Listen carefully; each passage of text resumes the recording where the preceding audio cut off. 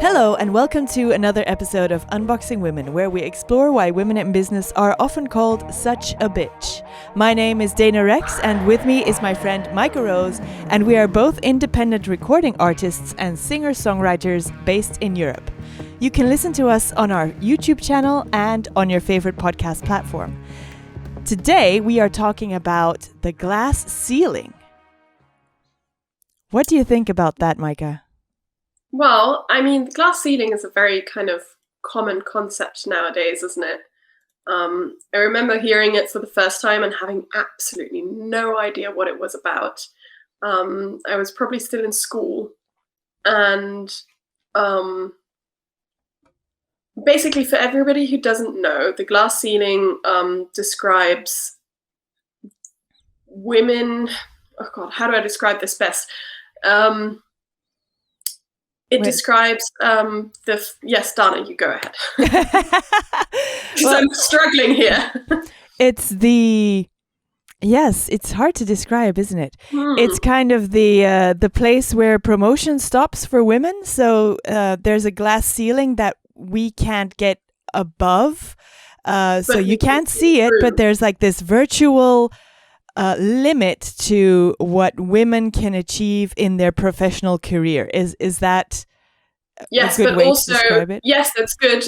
In addition to that, you can see through the glass ceiling, which is why it's called the glass ceiling. So you can see through to the top tiers, but you can't reach it because there's a glass ceiling. I would hope that nowadays it's less of a thing, that there have obviously been women that have broken the glass ceiling now. But that doesn't mean that it's like a free-for-all and all the women are at the top now and, it's equal. Let me just go online and find the actual definition. Yeah. So that we know what we're talking about. Okay, it's an unacknowledged barrier to advancement in a profession, especially affecting women and members of minorities. Yes. I like that definition. Right. Yes. Well, the first time I heard of it was also, when I was quite young and I was like, glass ceiling. And I didn't really understand it. But yes, I have myself actually bumped into that at one point. People who have listened to all our episodes know that I was a DJ before I started my Rexx solo career.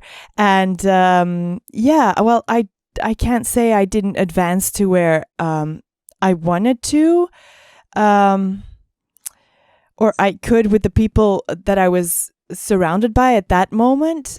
It's just that there is this kind of feeling that women or people of minorities have, that they have to do like twice as much to achieve what the standard white male, privileged white male needs to do to get promoted or to advance in his career. And I have to admit I have felt that pressure. It's more a kind of a pressure, and sometimes it kind of sounds like a conspiracy in a way. You know what I mean? Yeah, I think there's a lot of discussion around this. There's a lot of discussion around how men approach asking for a promotion and how women approach asking for a promotion. And also that oftentimes, because of the different values that often, not always, but often women and men have, like there have been studies that show that women value family more than having lots of money doing what they love, so they like doing what they do, and they don't care too much about how much money they make. On average, in comparison to men, they still have that kind of, how much money I make shows how much of a man I am and how much of a provider and whatever, and so the ambition set is slightly different, I think, as well. And so when men approach their bosses to ask for a promotion, it's like with a higher amount of salary than women would ask for a promotion for. So it's also a little bit the audacity brought to the table. I think men are also more. I had the word, I lost it now. Competitive, maybe by nature than women, and like you said. I mean, looking at a career in music or in the music business, where there's, apart from being working at like a major label or something where it's very corporate and where you have entry levels and like senior growing levels and then manager levels and then director levels and partner levels, I suppose, that's a clear-cut corporate structure where you can climb in. But in other places like independent labels or like PR, publicity, the marketing around it, I don't know, if it's not by a major label, I just have the feeling that these structures aren't that clear, and it's a bit more, you have to do not only that one specific little job that, that you took the job for, you applied for, but it just the less amount of people that are in a firm, the more kind of stuff you have to do. I did that in pharma as well. I have a background in the pharmaceutical industry, and it's the same. The music business and any other industry is basically the same. I worked at a very small company. We had like 5 people there. So you touch a lot of topics. You have to do a lot of things. If there's like 2,000 people working there, well, then you are very niche and you only do this little tiny thing, and that's it. And you work in teams, and everything is different. And obviously there's a lot of different ways to grow laterally as well as vertically, or how should I say this? So I think it's the competition between men, or just in general, that men have, like this will to really, they want to succeed, and that's the pressure also put on them by society. But that is also comes back to what they value most. What people value most, and it has been proven, or it's been a while now. So I'm gonna hazard a guess that my generation is going to be a little bit different. But let's hope so. When these surveys were made, it had been proven that men value success higher. And they see that as something they can measure themselves by, and not by how happy of a life they're actually living. Well, women, they measure their success in life by how happy of a life they're living, and not by how much they're earning. Yeah, and it's more of a family thing. And I guess as a woman, as the bearer of the children, well, if you want children, if both people in that couple want children, and it's obviously the woman that is doing the bearing. Well, yes, but it's not. That's not just what I mean. It doesn't have to be in a family sense. Like I'm 25. I don't have kids. I want kids, but basically, I measure my life. I do actually do this. I measure my life by how happy I am, how many great people I have in my life. And not by how much I'm earning. Yeah, but I didn't mean it as something that I wanted to say about what you just said. I just mean in general that if you have kids and it's clear that the man in the equation is still going for his career and he's still doing long hours, etc. You don't have a choice. Somebody has to take care of the kids. True. So as obviously the person who made them, you're more inclined to just jump into that position because the kids need taking care of. Yes, And that brings me back to... You can't not do that, even though you want to have the same career as your husband or whatever. You know, something's got to give if the kids are there and they need a taxi to there, or they need to go to kindergarten there, and they need food and they drink. And so something's got to give. And that's what we've seen in Corona times as well, that a lot of women had to give something up because the whole, with all the schools closing, the children became, you know, an extra thing that they needed to be taken care of. So, you know, if you don't have that conversation with your husband or your partner of, okay, look, we'll have to divide this equally. It's just very easy for a woman to say, okay, never mind, you know, I'll take a year off, or I'll do this or that, and I'll take care of the kids, because these human beings need your care. Yeah, exactly. But that is something that I think it was a comedian who said this.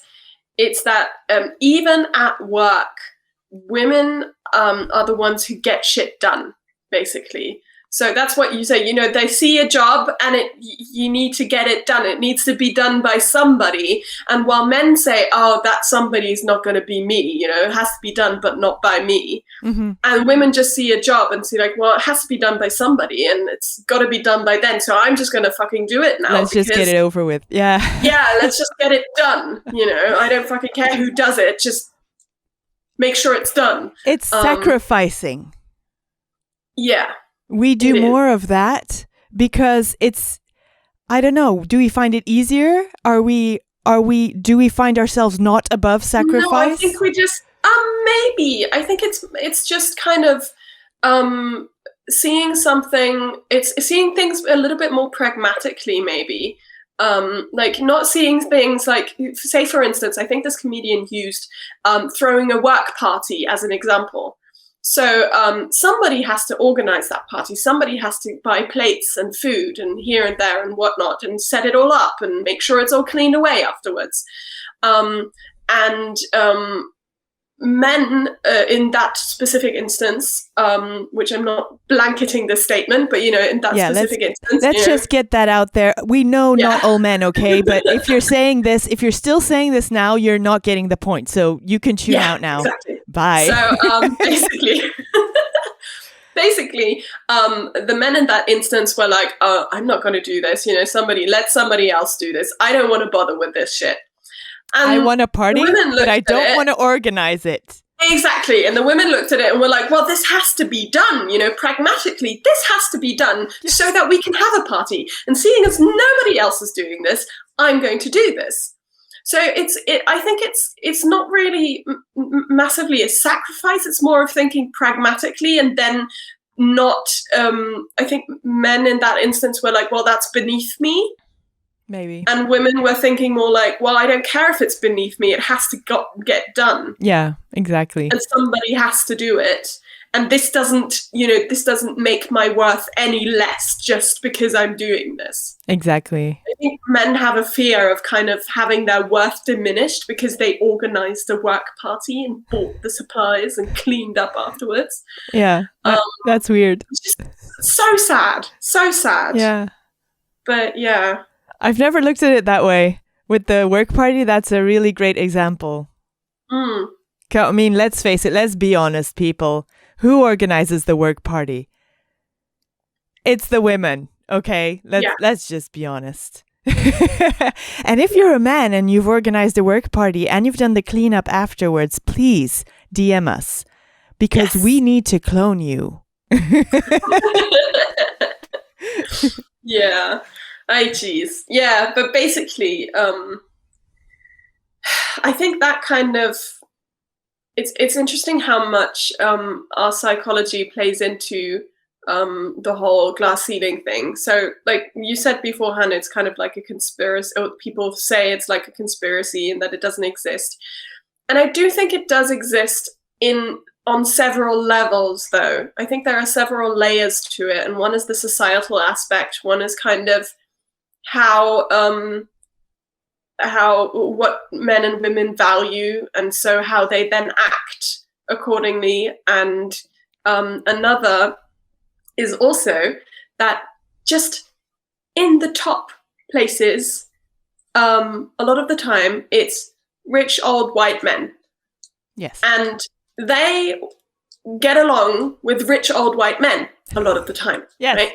So when they go and look for their successor, they're going to look for someone who will become a rich old white man. Basically.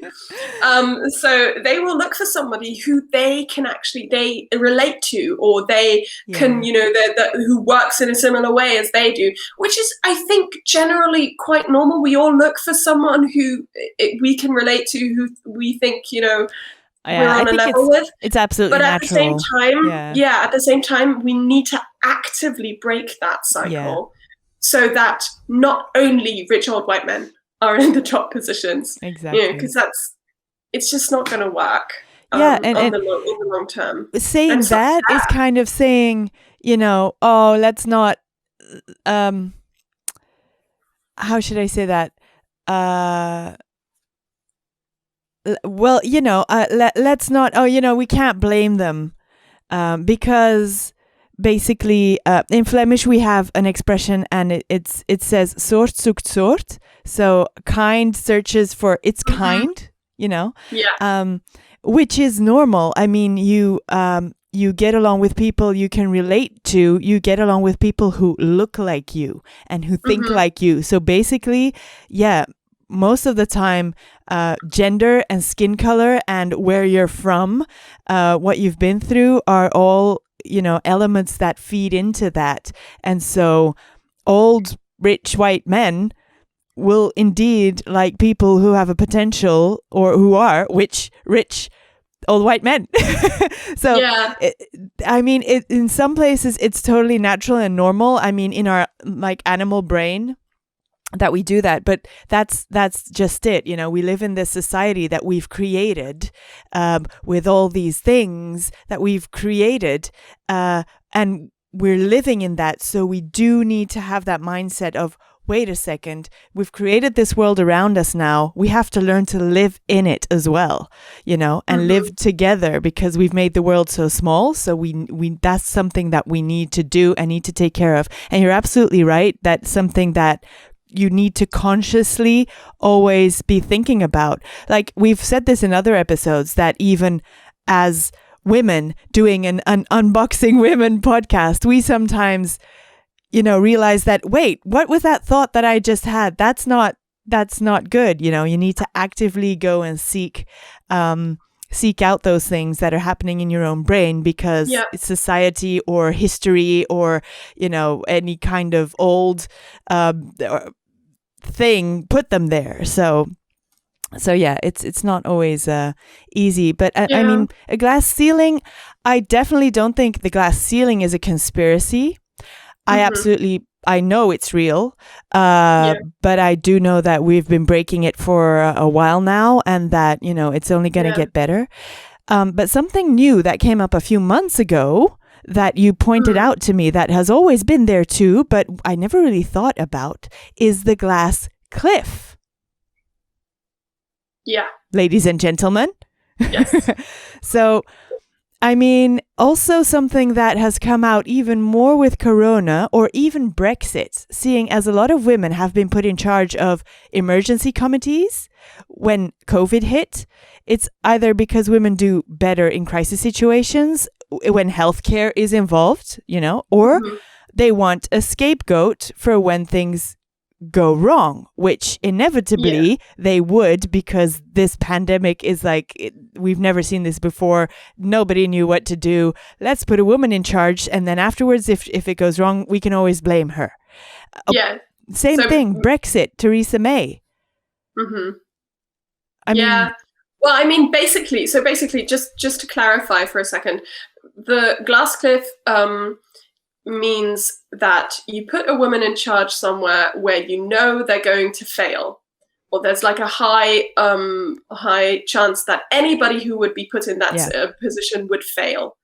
And so when they do fail, so you put a woman there, not a big deal. And then if they don't fail, then great, Well, but that's kind of what the glass cliff is. Great, but they are kind of looking to throw you, Replace push you at off some the point. cliff Yeah. and be able to say, well, that's what a woman did. Now let's, Exactly. the knight on his white horse. Let's get him in here now and let him save the day now. Yeah, and then it'll be like, oh, well, if she failed because she was a woman, it had nothing to do with our policies or how good we are or whatever. She just couldn't handle the stress, Exactly. or she had a lot of stuff going on at home, or she didn't set her priorities right, or it just goes on and on and on and on, and it is insane, really. It is insane. And that's, I think, where the conspiracy comes in, because you can be a woman or a minority, a member of a minority, and see this and say, I want to do this. I want to be in charge of that thing that nobody else wants to do, and I'm going to make that shit work. Or are you chosen by the committee of old white rich men to be put there? And that's the question. That's the big question. So I looked up the definition quickly to have the definition of glass cliff. It says here, used with reference to a situation in which a woman or member of a minority group ascends to a leadership position in challenging circumstances where the risk of failure is high. So yeah, do we take that chance ourselves and say, I can do this, I'm going to show you what I can do? Or are you chosen? Are you put in that position? And then it's just, you gotta do what you gotta do and just make it happen. Yeah, it might also be you get offered this position and you think, oh my God, I'm never going to get a chance like this again. Because let's face it, right? That's what the glass ceiling is all about. And then you take it thinking, oh, I got offered this position and I'm going to make it work and I'm going to try so hard. I'm going to do my best. And then you're doomed to fail anyway. Yeah. So maybe men would be less likely to actually go for it because they're like, oh no, that's risky. Yeah, exactly. So that's the whole question, right? That's the thing. What, are you put on the ledge? Do they want to push you off? Or do they want you to do the good job? Depends. Depends on who you're talking to, probably. Yeah. I think it's a very interesting thing, though. I think it's something that is being echoed a lot in the society right now. Yeah. I mean, with everything that was going on in March of this year, 2021, I mean, it's very clear that we're just sick of it. With we, I mean women. We're just, it's over now. We're just sick of all the historical oppression, basically, and the women are great. We love women, and we can't exist without a woman. And then afterwards, like, oh, women, oh God, they can't do anything, and oh, they're so this, and oh, they're so that. So it's basically, we've been saying, make up your mind. We are equals. Not only actually, when you want it. Yeah, it's really interesting, and it's a little bit weird way of saying it, but I have been watching reviews of trash TV because, let's face it, trash TV shows up all of our societal kind of bullshit. What's trash TV? Like Love Island. Oh. Stuff. Oh, that kind of stuff. I'm sorry. That's not trash TV for some people. I do apologize. I do like the reviews. So, anyway. I call it reality. It's reality TV. Yeah, I don't watch it because it's like, oh my God, I have my own problems. I don't need other people's problems in my life. And I don't even know you.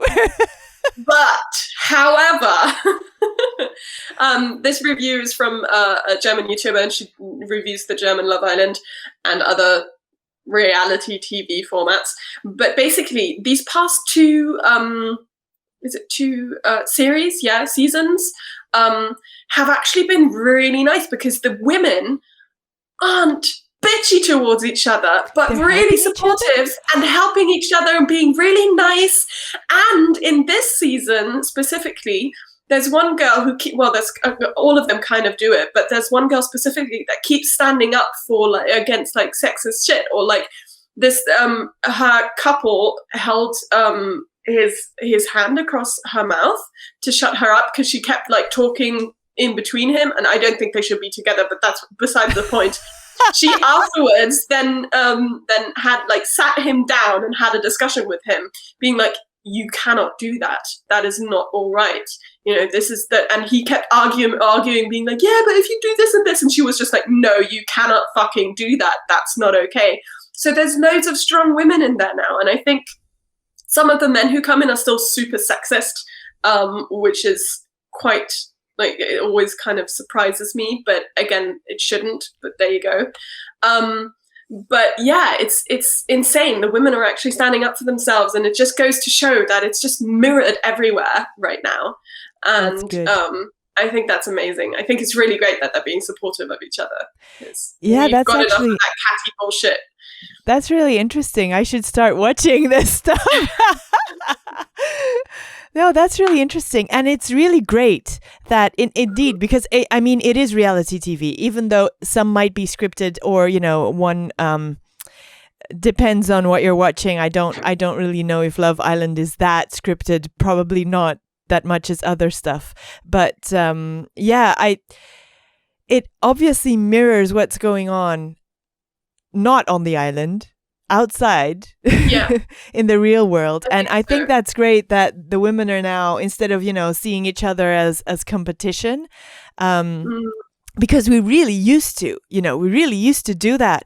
And it was also these guys, super sexist and like, oh my god, look at me and I'm so handsome and I'm gonna be like the pasha in this place with my harem. And I've slept with so many girls, and like, oh my god, but my girlfriend, she can only have slept with like very few people, but she has to be experienced because she can't have had sex with that many people.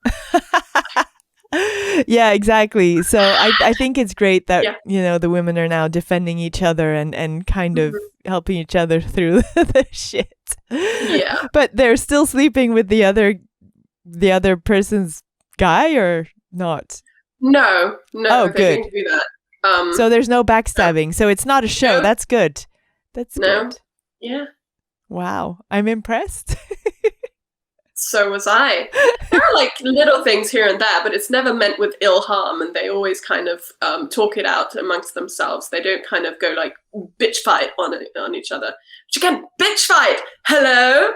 What if men went into a bitch fight? What would a bitch fight be called for men? I don't know. Measuring dicks. Is that not maybe the thing? But I mean, measuring dicks is more like comparing who's better, and not kind of what a bitch fight basically is an argument. Yes. Right? So for men, it's be like, oh, they're having an argument or they're having a fight. And for us, it's like, bitch fight! We've got off topic, but anyway. I don't know. I don't think so. Bitch fight to me is something completely different, apparently, to what you are saying. For me, bitch fight is... it's basically mud fight. Yeah, let's pull some hair. Really? Well, I mean, that's kind of the epitome of a bitch fight. But I think I would also say whenever you're screaming at somebody, like it's two girls screaming at one another, and they're really going at it. They don't have to be physical, but when they're really going at it, I would call that a bitch fight. Oh, I see. Well, I don't scream to women.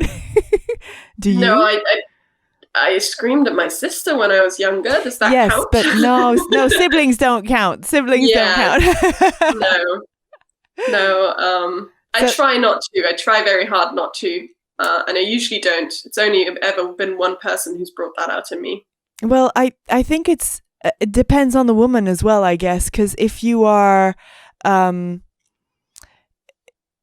I don't know, if you're I see myself as a girly girl, but I don't really have like a group of women friends that, I mean, kind of, I want to say Taylor Swift, who like, and all the girls together and and everybody's a friend. Yeah. And I can imagine that a bitch fight would happen in that kind of group. But I don't have that kind of group. I have one best friend, and then, well, a couple of, satellite friends maybe, but never, not close enough to actually start standing there and screaming at each other as like women. I think. Yeah, the thing is, though, you don't really do that with friends, though, do you? No, because it's really something that would, come out on Love Island. Yeah, you'd have to be really fucking mad. And I don't think you'd get that mad at your friends. No. I think that's why they're your friends. Yes, and if you do, then you should question the relationship, because that's not normal. No. Oh my god! In primary school, I had this my best friend. We used to get in. There's always two that start a fight. We used to get in fights all the time. Like all the time. Like every 2 weeks we get in a fight, and she'd be in a strop with me. And sometimes I woun't even know why. Like she'd be mad at me, and I'd ask her like, "What's going on?" She's like, "If you don't know, then I'm not gonna tell you." Oh God, I hate it when they do that. Fuck off! It was primary school, so yeah. Yeah, no, I get it. I get it now. No, basically, I it's don't kind think I of was childish that kind behavior. Of yeah, I don't think I was that kind of. I don't think you are that kind of girl either. I think that's why we're good friends. Because we can kind of feel it that that's not our gig. I think I don't know if it's a specific type of girl who does this. I do think there are specific. I do think so. Yeah. Character types that do this. Yeah. More often. But also, I just wanted to throw this in here for a sec because we're on the topic. I was on a car share down to my brother's before COVID. This was a while ago. And there were other people in the car as well. So I'd booked with a driver, and the driver had booked a couple of other people. And this one girl was there with her boyfriend. And we'd stopped off at a rest stop to just go to the toilet. And I came out of the toilet, and she was there. And I was just like, "Hey, how you doing?" Just being friendly. And she was like, "The driver's downstairs." And I was just like, "Oh, okay. I'm sorry. I didn't mean to offend you." And she was like, "Why are you still here?" Oh. Yeah. Like, what the actual fuck? So I went my God. Bitch fight. Yeah. And it's like, I don't get it. Like, it's just, I didn't do anything wrong. I was just like, "How are you doing?" And I just wanted to be polite. And she just kind of flipped me off, verbally. And, what? And I talked to my brother about it afterwards, and he was like, "Yeah, it's probably one of those type of girls who grew up being told, don't be a girl's girl, be like boys' best friends." And then they get super jealous when they have their boyfriend and like see every girl as a competition. Yeah, that's one of those. Yeah, they see every girl as a competition. But I don't think that's, like a boy's girl. I mean, like one of the boys. No, I don't think she's one of the boys. It's different. It is a different. No, but only has boyfriends basically. I see. And I think it's sad that like you'd raise your daughter that way. Well, it's a character trait. Yeah, she must have been a narcissist. I have no idea, but I was so confused by that. It took me like a couple of weeks to just kind of forget about it because I was just like, know her. What did I do? What did I do? I was just being nice. And that's We're the gonna thing. spend 5 hours in a fucking car together. That's the thing. After that was super awkward. Oh God, you're like, oh my God, you're still traumatized.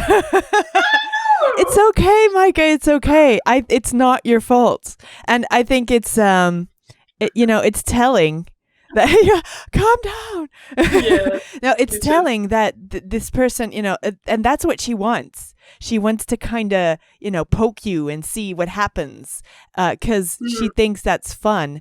And it's a total stranger, and you see how hard you kind of how much you take that negativity on board, and you're like, oh my God, what did I do? And you all of a sudden you start thinking of what did you do, and because you are a nice person, and you don't get it when somebody just does that. Yeah. tries to pick a fight like that. I mean, it's fine being an introvert and not wanting to talk, but don't be rude about it. Yeah, I don't know if that was introvert. I think she's a narcissist. Anyway. Because yes, girls can be narcissists too. Oh, they are such fucking bitches when they are. This is, I don't know if I'm allowed to use the word bitch anymore, but they... yes, we are. They're such bitches.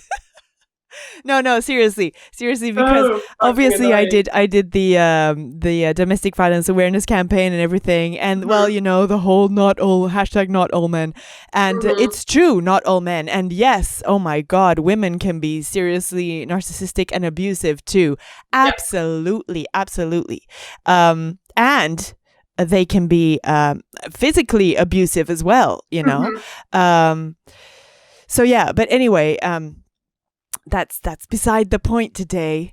So yeah, yes. Glass ceiling, glass cliff. I don't know. Have you ever been on a glass cliff?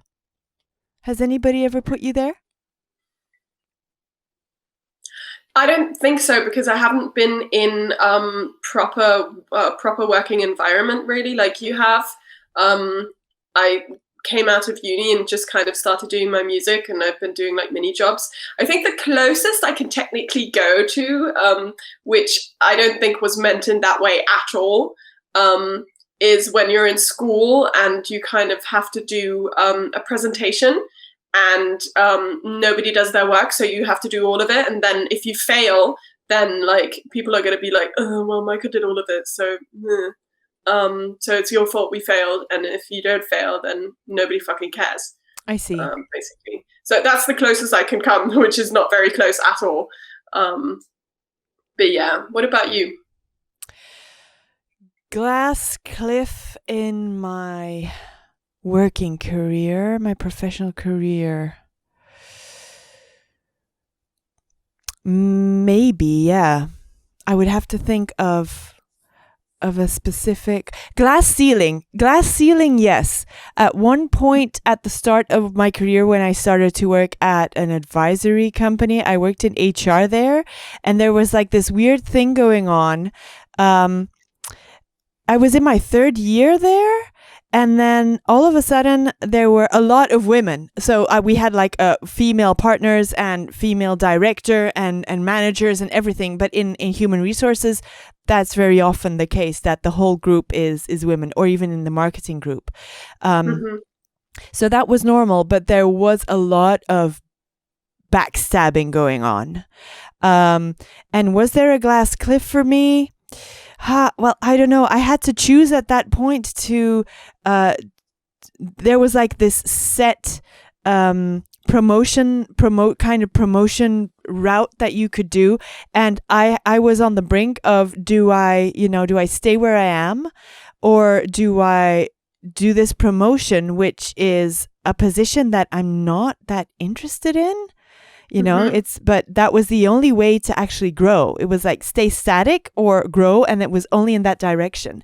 And I had already worked for, so I was in human resources, and I had worked for the employer branding team for a while, because they organized all the interviews. I don't want to say the interviews for HR, because obviously we organized that ourselves, but we had big selection days, because in an advisory company, you have like a lot of people coming in at the bottom, and they're picked straight from school. So we used to organize like these huge events called selection days, and I was actually the contact between HR and the marketing team that had to organize the event. You see what I mean? Yeah. And so I did a great job, and everybody was happy, and oh my God, it would be so great if you were in the team, and this and that. And then I had talked to the manager, so she knew that I wanted that position once that, there was an opening in the marketing, in like the employer branding team. And then, so there was a position at one point, and I applied, and then they brought in somebody new. Well, it was not completely somebody new. They had had an intern like a year before who was also great, but it was the policy that they always took people from who were already working in the company. And so they kind of passed me over with the intern who wasn't actually working at the company at that moment. And I was very, very, very pissed off because they were kind of acting as if it was all in the bag, and as if, oh yeah, that's the you're going to get the job because we loved your work on this, and I had really done a great job, and I was great with the team and everything was okay, and and I had talked to the manager, and then I was just passed over, and they gave a contract to somebody from outside. So I was very surprised and very disappointed in the whole thing, and because there had been false promises made, so they really just lied to my face and then did that. So it's not that I thought that I was so great that I was going to get it, and no, there was really a process that had been done. So is that a glass ceiling? I don't know. Why did they do that? Is it because maybe my position, I was doing a great job in my position? Was it harder to fill that position than the other one? Maybe, I don't know. But that did happen to me. And then afterwards, there was this whole conspiracy thing. Because I left the company afterwards, I was just too... I was really, it was a depressing thing. Burnt bridges. Yeah. Yeah, it didn't feel comfortable anymore, and I left the company a couple of months later. And then all the people who had made promises to me, so there was the director, the HR director, and the HR manager, and I mean a bunch of people. They all got fired, like in the 6 months following. Not because I had left, but a lot of people were leaving, and they had uncovered this kind of conspiracy thing. That was happening there, that there were things that weren't kosher that were happening, so they let a bunch of them go. So yeah, it's a bit of a sad story. Yeah, it's kind of like the only time I've ever gone to big companies with an idea of working with that company, they stole that idea and then did it themselves. Great. Which is always fun. But anyway, yes, so that is all for today, I think.